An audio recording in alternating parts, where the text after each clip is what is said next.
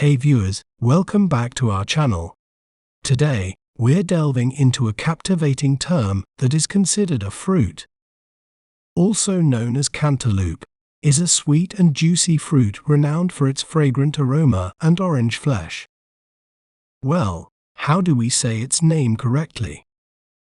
We may pronounce it as musk melon, musk melon, musk melon, musk melon.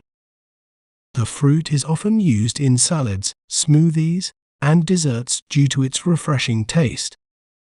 Isn't it fascinating how breaking down a word can make it clearer? If you enjoyed learning about musk melon, be sure to subscribe to our channel for more educational content. Thanks for watching.